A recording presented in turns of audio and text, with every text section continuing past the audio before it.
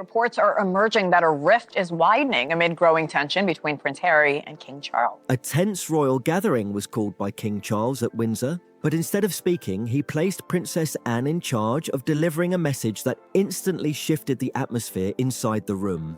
Meghan was not present, and Harry arrived on his own. With heavy silence and old emotional wounds quickly resurfacing the moment he stepped in, Anne rose with calm control and revealed the king's final wish, and it was nothing like anyone expected. The reaction was immediate and overwhelming, as William stood frozen under the sudden pressure, while Harry felt even more pushed out of the family circle he once knew. As voices started rising, the tension inside the room deepened, and it became clear this moment was not the end, but the start of something far more intense and explosive ahead. Anne stood again in silence so sharp, it felt like the entire room stopped breathing for a second. Even the harshest critics of the monarchy would have been stunned by the atmosphere that followed. There was no ceremony, no softness, only a raw truth that cracked through tradition with force. Anne carried the weight of her brother's trust, speaking not just as royalty, but as the chosen messenger of a decision that could split everything apart or hold it together by force. What she delivered wasn't just information.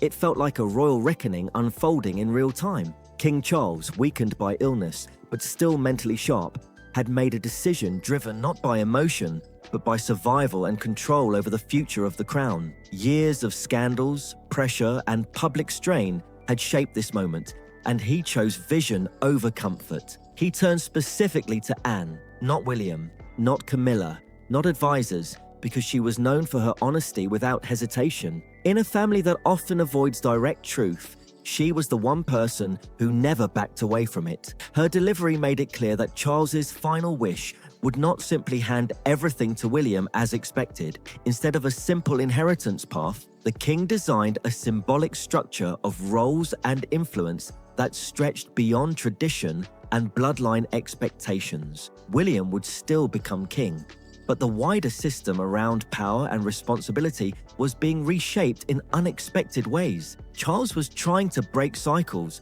that had long haunted the monarchy. For Harry, the message landed heavily and left him in a strange position that felt neither fully included nor fully erased. He was acknowledged, but not restored, placed in a space that carried recognition without real access to power or direction. This wasn't about wealth, but about identity, legacy, and who would be remembered in history. Anne made it clear this decision was not born from punishment or resentment, but from the need to preserve the monarchy itself. In that quiet but intense room, she delivered her brother's conclusion about the future of his sons and the institution they were tied to. Her blunt honesty became the only force strong enough to cut through the tension in the air. As the shock settled, a deeper fear began to grow, because decisions like this don't come without heavier reasons underneath. It suggested something larger was shaping the king's thinking, something tied to history, pressure, and long-standing wounds within the royal structure. To understand it fully, the story had to move back through generations of royal turning points. Charles's path to the throne was never simple or guaranteed, but shaped by sacrifice and long-standing royal struggles stretching back decades. It all traces back to Edward VIII's decision to leave the crown for love, a move that permanently changed the royal line. That moment triggered a chain reaction that reshaped the entire monarchy. His brother, George VI, unexpectedly became king, and after his early death, a young Elizabeth was pushed into leadership she was never originally prepared for. Her reign became historic, setting standards and expectations that would later weigh heavily on her son Charles. He grew up watching duty demand everything from his mother. Charles saw both the strength and isolation that came with the crown, and it shaped how he understood responsibility. Destiny was not something romantic to him, but something strict and unforgiving that controlled every move. For decades, he waited in the shadows while the world moved forward without him. When Queen Elizabeth II died in 2022, the loss was not only personal, but a historic shift that removed the central pillar of stability in the monarchy. Charles suddenly found himself king in a world that no longer resembled the one he had prepared for. The structure around him was already strained and fragile. Soon after taking the throne, he received another devastating blow with a cancer diagnosis that changed everything: time. once something he had in abundance, suddenly became limited and urgent. He was no longer a waiting heir, but a king racing against his own timeline. That pressure forced him to rethink everything about the crown, not as a symbol of tradition, but as something that had to survive real-world instability. He studied past failures, early deaths, abdications, and leadership gaps that had shaken royal continuity. Every decision became focused on protecting both William and the institution itself. His approach became strategic, emotional, and deeply personal all at once. He began shaping decisions not based on tradition, but on survival and long-term stability. The monarchy, in his eyes, could no longer rely on old scripts that no longer fit the modern world. Now, as King Charles continues his reign under growing pressure, a quieter shift is unfolding behind palace doors. While public attention stays fixed on the king, another transition is forming beside him in silence. William and Kate are stepping into expanded responsibility, not through announcements, but through gradual and deliberate transfer of duty that signals a powerful new phase for the monarchy. Every royal move being made behind palace doors shows a family quietly preparing for a full shift in power, not just ceremony or tradition, but real responsibility taking shape fast. With every engagement, meeting, and public appearance, William and Kate are already stepping into roles that feel heavier than ever. Even if the crown isn't officially theirs yet, Kate has been moving deeper into royal duty for years, not suddenly, but step by step as pressure inside the monarchy kept rising. Even before Charles's illness became public, she was already taking on more solo events, hosting foreign dignitaries, and handling key appearances with calm control that made her stand out as future queen material. She never resisted the role like others before her. Instead, she adapted to it naturally, earning respect from both the palace and the public in a way that felt steady and controlled. Behind closed doors, Operation Menai Bridge, the official succession plan for King Charles, has been prepared for a long time, outlining every detail from announcements to ceremonial transitions. That plan covers everything down to protocol, from informing the Prime Minister to national mourning procedures. But what it cannot prepare anyone for is the emotional shock that hits the family when it actually happens. For William and Kate, that reality is no longer far away. It feels close enough to change how every decision is being made. What the public sees is polished and calm, but behind that image, the pressure is intense and constant. Kate's life has narrowed in personal freedom, but expanded massively in responsibility, as every move she makes now carries meaning far beyond appearances. Her time is split between royal duty and raising her children, balancing both roles under constant attention and expectation that never really stops. Even Queen Elizabeth once admired her calm presence, and that same composure is now becoming less of a trait and more of a necessity for survival inside the monarchy. Because once Charles is no longer king, attention will instantly shift to William and Kate as the center of the institution. William, raised for this role his entire life, has been forced to step up earlier than expected due to his father's illness, carrying a heavier load much sooner than planned. He no longer has the luxury of long preparation like past heirs, because the monarchy needs stability now, not later. And that pressure sits directly on his shoulders. Every decision he makes now is shaped by urgency, duty, and the need to keep the crown steady in uncertain times. But while William prepares for leadership, Harry remains a disruptive shadow on the outside, still tied to the family but completely distant in reality. His connection to the royal world hasn't disappeared, even after moving away, because the institution continues to pull him back into the conversation. For years, Harry tried to build a life outside the monarchy, stepping away from titles, duty, and royal structure in search of privacy and independence. But even from thousands of miles away, the weight of his past never fully left him, especially as tensions inside the family continue to grow. Now, with Charles's health declining and succession becoming more real, Harry finds himself in a strange position between two worlds he can't fully belong to anymore. His relationship with William remains deeply fractured, shaped by years of conflict, public interviews, and painful personal revelations that never healed. Their silence has lasted for years, and each public statement or interview has only widened the distance between them. Harry's memoir intensified the divide, and rumors continue to circulate that more writing may exist, waiting for the right moment to surface. Some insiders believe another book could come later, possibly even more intense than the first, depending on how events unfold inside the royal family. This creates constant tension around whether Harry will step back into the royal spotlight or continue breaking away completely. The central question remains whether reconciliation is still possible or if the divide between the brothers is now permanent. Each passing year,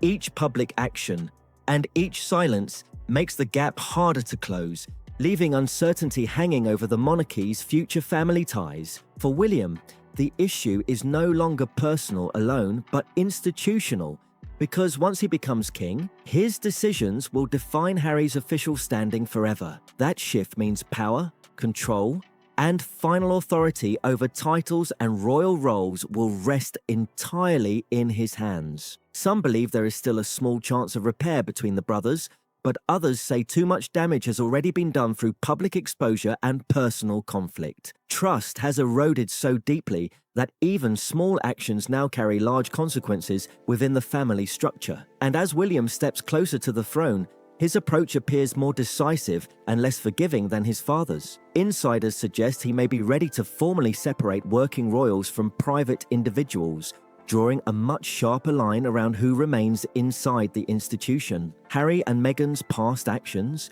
including interviews and memoir revelations, are seen by William as direct challenges to the monarchy itself, not just family disagreements. While Charles absorbed the impact quietly, William is expected to take a firmer stance once he holds full authority. Under current rules, he cannot remove titles yet, but once crowned, that changes completely, giving him full control over royal status and recognition. That power could allow him to reshape the structure of the monarchy in a way that permanently defines who stays in and who is fully out. For William, the goal is not emotional reaction, but clarity and stability for the crown moving forward. The monarchy, the public, and the Commonwealth all expect clear boundaries, and he appears prepared to enforce them once he becomes king. William is now determined to draw a permanent line that cannot be erased or softened over time, a decision shaped by years of tension inside the royal family. The breaking point reportedly came when Meghan Markle reshared a message from Ukraine's vice president that referred to her as Your Royal Highness, a title they had previously agreed not to use after stepping back from royal duties. To some observers, it looked harmless or even accidental, but to William, it reopened old wounds that had never fully healed. He viewed it as another moment where unclear boundaries created confusion around the monarchy's image, and that kind of ambiguity is exactly what he wants to eliminate moving forward. For William, this is no longer about personal pride or family frustration. It is about control over the future of the institution itself. As future king, he knows every decision he makes will be examined closely from the very beginning of his reign, and he cannot afford ongoing distractions tied to past conflicts or public disputes. By acting early and with clear intent, William is sending a message that loyalty and responsibility will define the next era of the monarchy. In his view, stepping away from royal duty must come with permanent clarity, not ongoing influence or confusion about titles and status. But even as William prepares for a stricter and more controlled monarchy, another powerful shift is unfolding quietly behind palace walls, one that is changing the balance of influence inside the royal family. While the brothers drift further apart, Catherine is steadily rising into a role that feels less like support and more like stability at the center of the crown. She was never born into royalty, but she has become one of its most essential figures through patience, discipline, and consistent public presence. Catherine Middleton entered the royal world without titles or aristocratic background, carrying only composure, resilience, and a calm authenticity that slowly reshaped how she was seen. She never forced attention or demanded recognition. Instead, she earned respect through steady behavior in moments where pressure was highest. When silence was necessary, she stayed silent. And when the public expected cracks, she remained composed under constant scrutiny. From the beginning, her position was not guaranteed, And even within royal circles, opinions were divided about her place in the future of the monarchy. Some saw her as an outsider, while others recognized a rare steadiness that the institution had been lacking for years. Unlike others who entered royal life and struggled with pressure, Catherine adapted quietly and built trust over time, becoming someone both the public and palace insiders relied on. Her strength came not from status, but from consistency. And that kind of stability became increasingly valuable as the monarchy faced growing public and internal pressure. When past tensions involving Meghan Markle and the Oprah interview surfaced, Catherine chose silence instead of confrontation. She did not respond publicly, did not engage in media disputes, and did not attempt to defend herself in interviews. And that silence shifted how she was perceived. Instead of appearing weak, her restraint made her appear untouchable, especially in contrast to ongoing public controversies surrounding other members of the family. As the institution faced criticism and instability, Catherine became a symbol of calm continuity. Her influence now extends far beyond appearances, as advisors and senior figures within the monarchy increasingly view her as a stabilizing force behind the scenes. She is no longer just a public figure, but someone whose presence shapes perception, strategy, and emotional balance within the royal structure. At King Charles's coronation, her presence was not just ceremonial, but symbolic of the monarchy's future direction, standing visibly beside the king. As William moves closer to the throne, Catherine's role continues to expand into something far more central than traditional royal expectations. She is now viewed as an emotional anchor within the institution, balancing motherhood, public duty, and intense global attention with controlled composure. Her ability to remain steady under pressure has become one of the monarchy's strongest internal assets. Even with that stability, the royal family still faces a deeper challenge that no single figure can fully resolve if division continues at the top. King Charles's final wish was never about wealth or ceremony, but about preserving something far more fragile: the unity of a fractured family. He understood that legacy is not only about power or tradition, but about whether the institution survives internal breakdown. Rather than fully removing Harry or fully restoring him, Charles aimed for a middle path that acknowledged blood ties while protecting the monarchy's structure. That decision was carefully structured to avoid total rejection or full reconciliation, creating balance without reopening chaos. He turned to Princess Anne to communicate it, because she was trusted by both sides and known for delivering difficult truths without distortion. Her role was not to soften the message for comfort, but to preserve its meaning exactly as intended. Even so, Anne understood that delivering the message was only the beginning, because acceptance is something no royal instruction can guarantee. Real reconciliation cannot be enforced through planning or tradition. It requires mutual willingness that currently does not exist between William and Harry. The palace can manage ceremonies and public messaging, but it cannot control emotional repair between two brothers who have been separated by years of conflict. Charles's final hope was designed as a framework for balance, not dominance, giving each son a place within history without granting unchecked power to either side. It was meant as protection against future collapse, not a reward or punishment.